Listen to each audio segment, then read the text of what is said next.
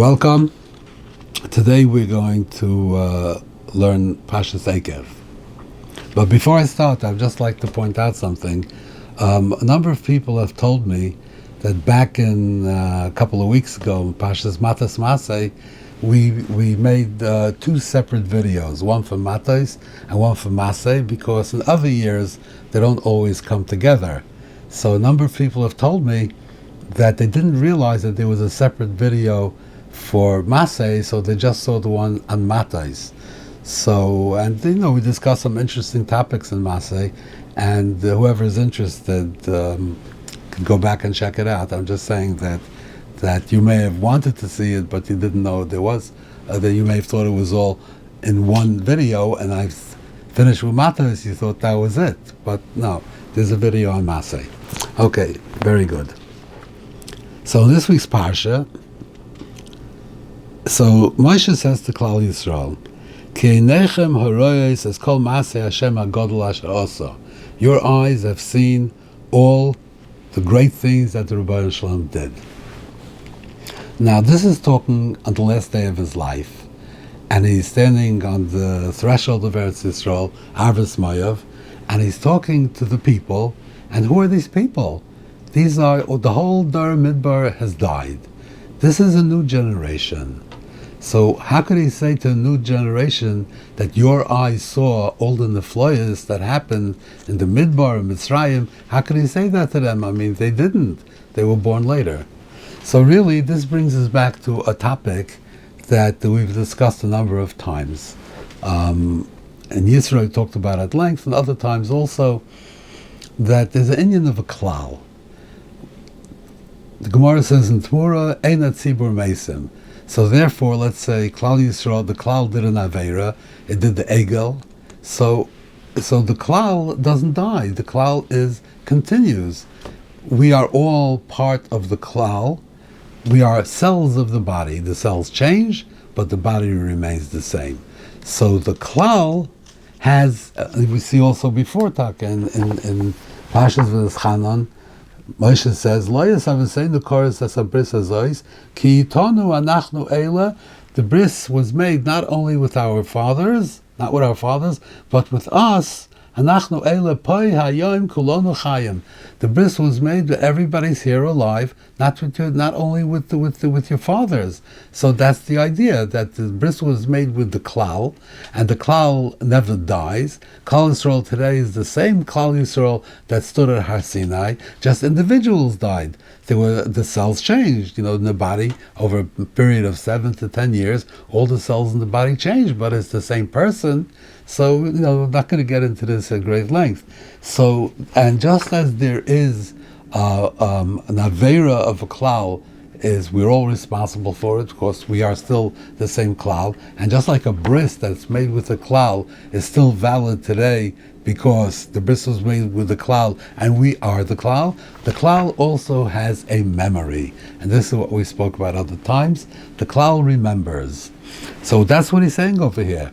He's talking to you as a klal, not as yichidim. Every person as a yachid, did he see it? Did he not see it? No. But the klal saw it, and you are that klal. So he could say to them, Einechem haroyos.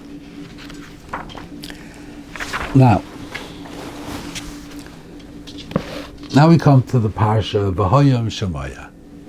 V'hoyam Shemaya tishmuel mitzvoisai she'anochi mitzav eschem hayoim l'havas Hashem l'keichem l'avdoi b'chol v'avchem chol nafshchem. So first I'd like to say something about an observation, that V'hoyam Shemaya is said in the second person plural. He's talking to you, he's talking about the plural.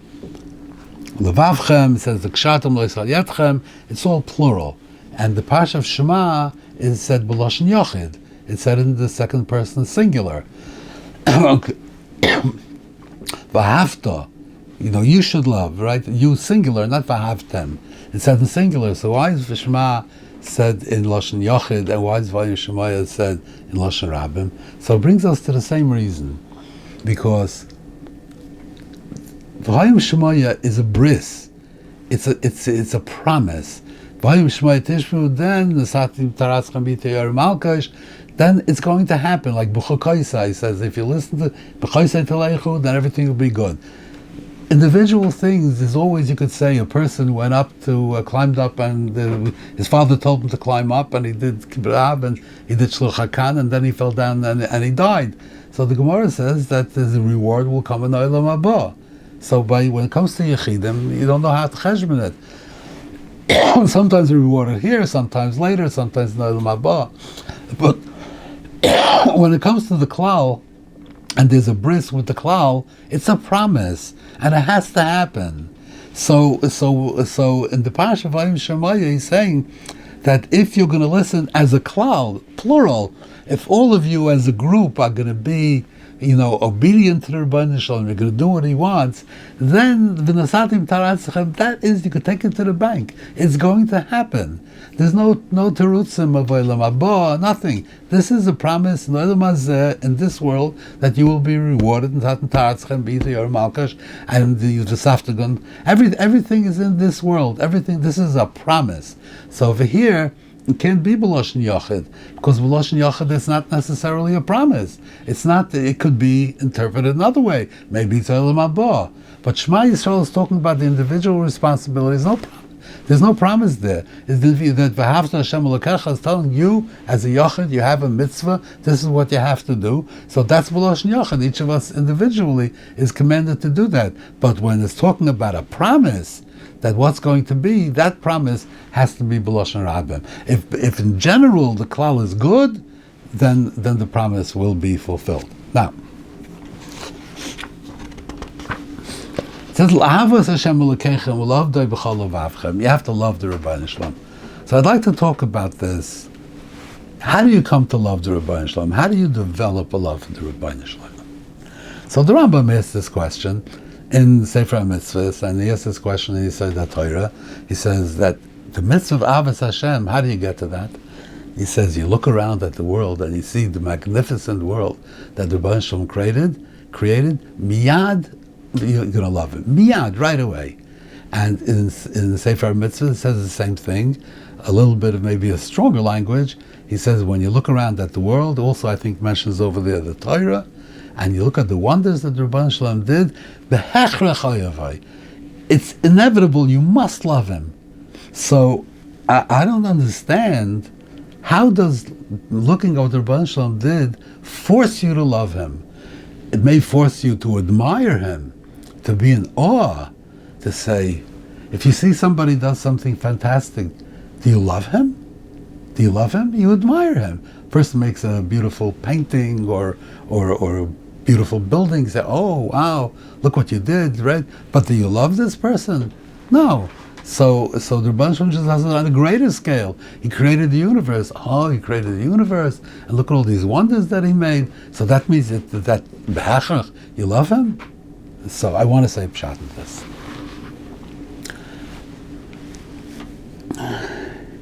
The Rambam says in Shmoyne Prakim, he says it also extensively in Mar Nevuchim, but I don't think he ever says it as strongly as he says it in Shmoyne Prakim at the beginning of the fifth parak. What is the chiyuv of a person? What is a person supposed to do?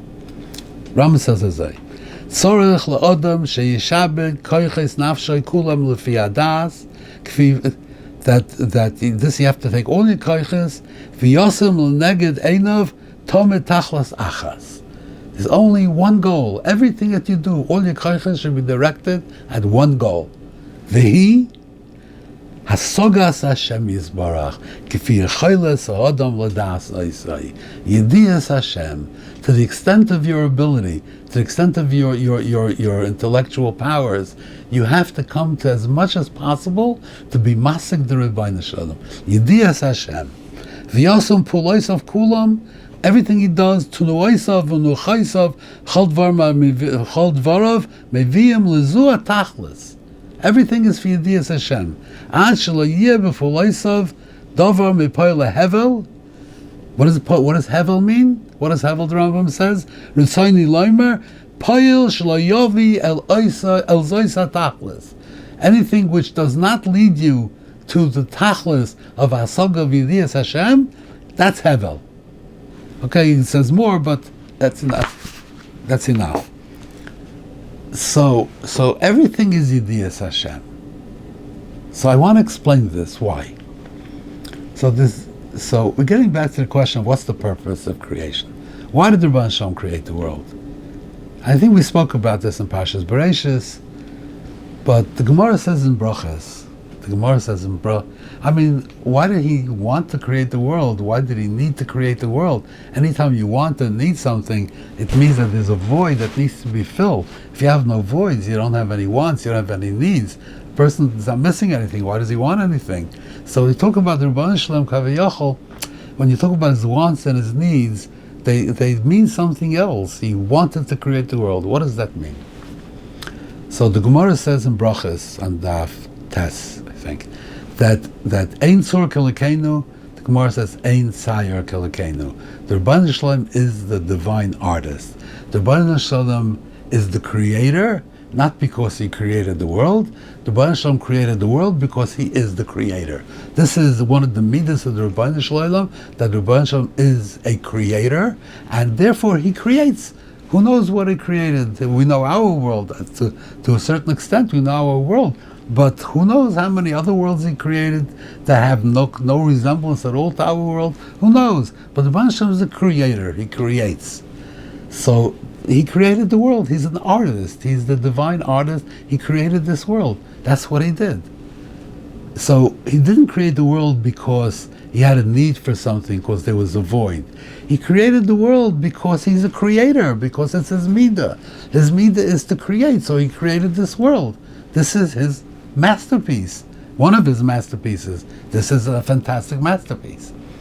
The Medrash Tanchuma adds something else to this. Medrash Tanchuma says that when a human artist creates a painting, he praises the painting. When the Rebbe Shalom creates a painting, the painting praises him. Like, Rembrandt makes a painting and he examines his work and he takes a look and says, I did a good job over here. Look at this. Look at how we use light and brushwork and foreshortening, and I did a very good job. He praises his painting. When the Rebbe Shalom creates a painting, the painting praises him. That means the Rebbe Shalom creates a world which is not only a physical world, a world which is insentient. The Rebbe Shalom creates a world that has people, that have intellect, that have bechira, and they can recognize him. This is way beyond. He created a masterpiece that the masterpiece itself is able to recognize the painting. The painting can recognize the painter, which is fabulous. But he could have made a world with people, with intellect. He'd be Megala himself to them, and they would recognize him. It would also be fantastic. No painter can do such a thing. He made a world where the people have intellect, and they see the Rebbe Shalom, he's Megala himself, and they recognize him. Fantastic. But he did more. He made a world where he's not Megala himself, and he gave people Bechira, and the people, through their Bechira, can recognize the Rebbe Shalom, which takes the masterpiece to another level completely, where he gave them free choice, and they have the ability to recognize him or not recognize him, and that's what he wants. He wants that you should recognize him of your own Bechira, and that is the fulfillment of the masterpiece. This is his vision. This is what he wants. This is the artistic design, to create a world that can recognize the artist, the creator. Now, unbelievable. So now, what happens if people, and that's really the explanation of the whole Golus of Mashiach, because the idea of Mashiach is that at the end the whole world should, Hashem, the whole world should recognize him. But how's that going to happen? So if we call it Chayev, then he'll come, because forget it, nobody's going to recognize him. So you might as well be Megal himself. At least you'll have, instead of having 100% fulfillment, you'll have a 90% fulfillment. The last part won't be fulfilled. But meanwhile, this whole time, with the struggle of our goals is to come to the point where the whole world will recognize the Rebbe Shalom without him being Megal himself to us. There comes a case or a certain point where it's not going to happen. So in a certain sense, the painting is a failure. it's not what the Rebbeinu Shalom, fully what the Rebbeinu Shalom wanted. But it's not the Rebbeinu Shalom's failure, because he designed it this way. He designed it that people should have bechira, and if they exercise the bechira properly, and they do recognize the Rebbeinu Shalom, then you have 100% fulfillment of the masterpiece, of their own bechira. If they don't, then maybe it's only 95%. And it's just not completely, but this is the way the Rebbeinu Shalom designed it. It's not, he gave away the choice. He gave it away to people. You have the bechira. It's up to you. Either you do it or you don't. If you do it, then it's completely fulfilled. If you don't, then it's not fulfilled. So you think to yourself, I want to give the Rebbeinu Shalom a gift. What can I give the Rebbeinu Shalom? Something, a true gift. What can I give him that he doesn't have? The truth is, you could give the Rebbeinu Shalom a gift which is beyond everything. You could give the Rebbeinu Shalom the hashlama of his design. You could give him the 100% fulfillment of the Bria Ha'olam. That's what you could give him. And without you, he doesn't have it, because you have the Bechira. It's in your power. If you give it to him, he has it. If you don't give it to him, he doesn't have it. Yedias Hashem means that we should look around the world with Bechira, and we should say and search for the Rebbeinu Shalom and find him as much as we can with our Bechira. That is the hashlama of the Bria, and that is a gift that we could give him, that without us he would not have it. So if we look at the world, and not stam, oh, nice tree, but look at the world with understanding that this is the Bria of the Rebbeinu Shalom, this is Ein Tzayir Kelikenu, then you're giving him a phenomenal gift. And we know, it says in the Sforim, the whole world knows, that the ones to whom you give are the ones that you love. The more you give, the more you love. So if you come to Yedias Hashem, you've given the Rebbeinu Shalom a tremendous gift, then behechrik you're going to love him. Because you've given him so much, then you're definitely going to love him. This is the mitzvah, Avos Hashem. This is what Avos Hashem is. Not looking at an admiration. Understanding that this is what the Rebbeinu Shalom wants from us, that we should recognize him, and then if we do that, then we've given him a gift, and then you have no choice. We have to love him. You have. I see sometimes people that work with these severely, developmentally, retarded. I don't say the word retarded. So children that don't have, not really conscious or cognizant, and they work with them and take care of them. I've seen this sometimes, and the love that the nurses have for them is incredible. And there's because the more you give, so much that you give to this child, they always love. Okay, good. Now, La'avos Hashem Elokeichem. So Rashi says like this. Shaloi Toimer Harei. I just want to say over something that I heard from the Mashgiach. Shaloi Toimer Harei ani loimed b'shvil she yosher. I don't want to be rewarded by being rich. B'shvil she ikori rav. People can call me a rav. B'shvil she kabel schar. Kol ma shetase asum ma'ava. Anything to fulfillment, all the mitzvahs should be done ma'ava. V'soifa kavod lavoi. In the end, you're going to get rewarded. So why is he saying v'soifa kavod lavoi? Why is he saying v'soifa kavod lavoi? Do it ma'ava. It's not that you're going to. I have to reassure you. Do it ma'ava, but in the end, you're going to get your reward. Why do we need that? It takes away from the ava if I'm reassuring you that you're going to get a reward. So I once spoke to the Mashgiach about this. We learned b'chavrusa. Which Mashgiach? Oh, okay. Rabbi Yaakov Solomon. In my chavrusa we had Sidorim. So we weren't learning Chumash together, but when sometimes we discuss the Chumash. I asked him this question: what's the Sefer Kavod Lavai?